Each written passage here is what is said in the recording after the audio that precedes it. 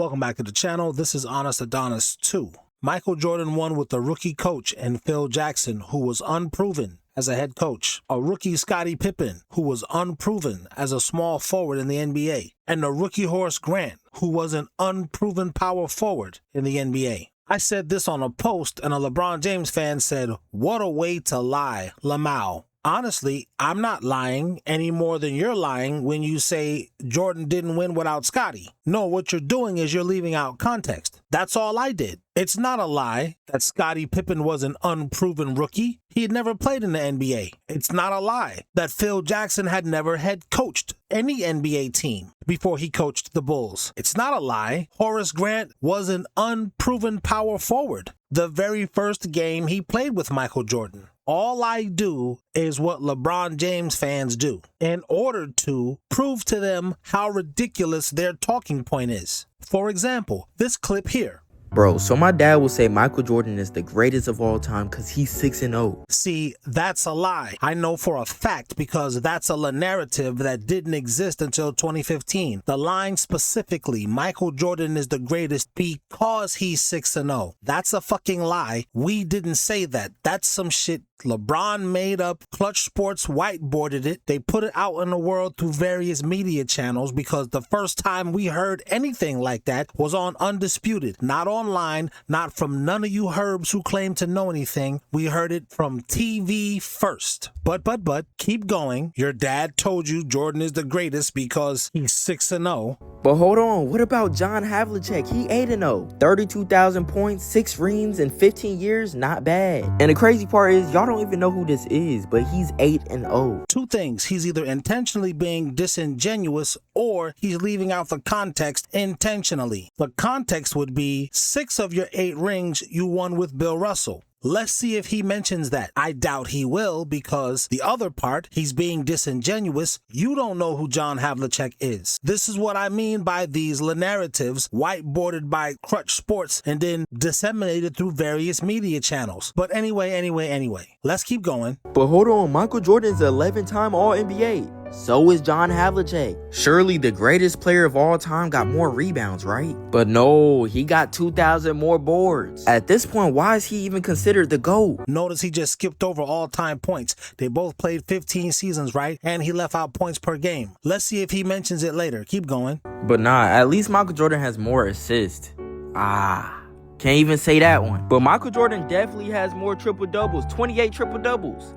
John Havlicek has 31. Are you seeing a theme here? Let me tell you the theme I'm seeing. Since we're talking about the number 31, Michael Jordan has 31 50-point games. Let's read this from the top. This is what AI says.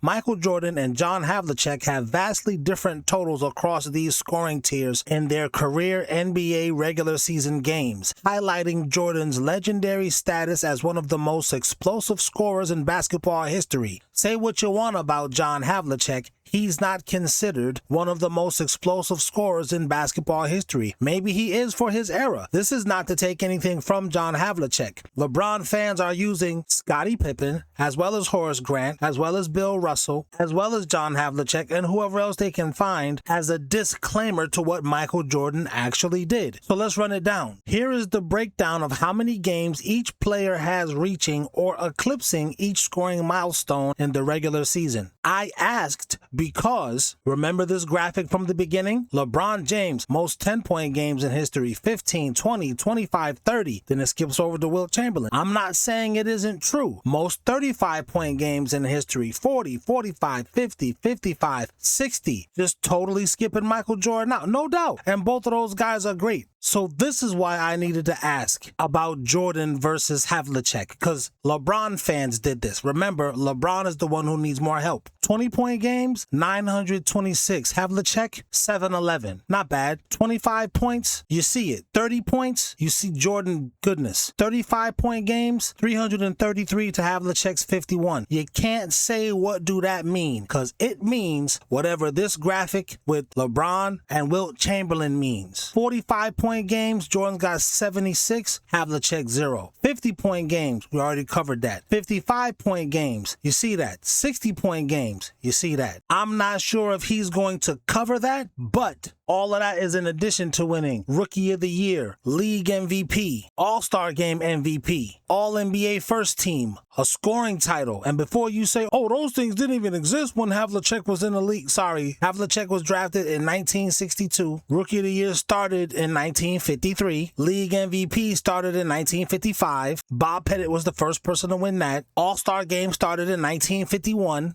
All-NBA First Team started in 1946. Scoring titles started in 1946 as well. I said all that to say Michael Jordan won League MVP, All-Star Game MVP. He was All-NBA First Team, and he won a scoring title. All that in the same season 4 times. He's the only basketball player, keep in mind, Havlicek was also playing basketball, to ever do that. Let's add some more things he won. He was also all defensive first team. I'm not sure if they had that back then. He was also finals MVP. I checked. I didn't see that they had that then. And he won a chip. All of those things happened. Jordan's the only player to do that, on top of never losing in the finals, on top of winning 6 chips, on top of having 32,000 points, on top of beating a guy who has more points than him, on top of beating a guy who has more assists and steals. Karl Malone also has more rebounds than John Havlicek. So I'm not sure if Havlicek beats somebody, because we always talk about competition, who has more points, steals, assists, and rebounds than him. And keep in mind,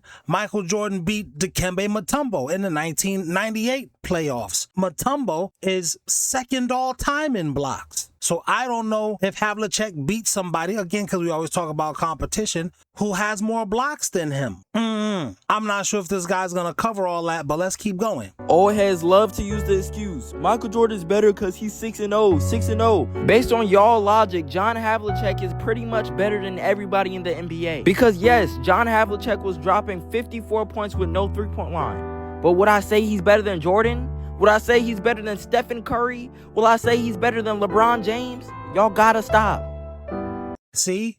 What I do, I just leave out the context like they do. But the thing with Honest Adonis is, don't let me put the context in, because it's gonna cook you to the point where you're burnt, fried, sauteed, overdone, well done, barbecued. Not because I'm better than you or smarter than you. I mean, I am, because you're not really that bright in the first place. You're more emotional than intellectual. But it's because your premise was built on falsehood in the first place. That's why you can't win, LeBron James fan. You built your house on sand. So when I say Michael Jordan won with the rookie Scottie Pippen, what I mean is he didn't have any previous NBA experience, nor did Horace Grant, nor did Phil Jackson as a head coach in the NBA. It doesn't matter if you coached for the Boys and Girls Club in Puerto Rico, you never coached on the biggest stage in the world, the NBA. This is the first time you're coaching. And I love when LeBron fans say Jordan lost to the Detroit Pistons. Hey, Scottie Pippen was there, 88,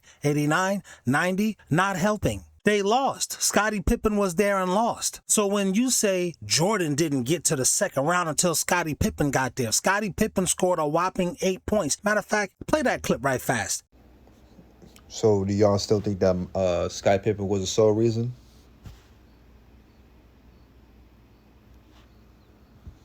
Do y'all still think he's the reason? So Jordan was able to get to the second round with a guy that averaged roughly 11 points, 5 rebounds, to Jordan's 45 points, 5 rebounds. Then in the actual second round, Scottie averages 9 points, 5 rebounds. Jordan averages 27 points, almost 9 rebounds. Then in 89, in the third round, Scottie Pippen averages 9.7, almost 10 points, 7 rebounds to Jordan's almost 30 points and 5.5 rebounds. Is this what you mean by Scottie led in everything except for points? He's got 3 assists in 89 Eastern Conference Finals to Jordan's 6.5 assists. He's got 2.4 assists per game in 88 Eastern Conference semifinals to Jordan's 4.6, almost 5 assists per game. I mean, I'm not going to say I'm going to speak for myself. I really don't want to have to do all of this in-depth research like this. So I don't know what these guys are on, but hey, that's my take. I'm sticking to it. And if you think you got some kind of win when it comes to me and talking about this basketball topic, I gotta tell you, like LeBron in the finals, you lose again.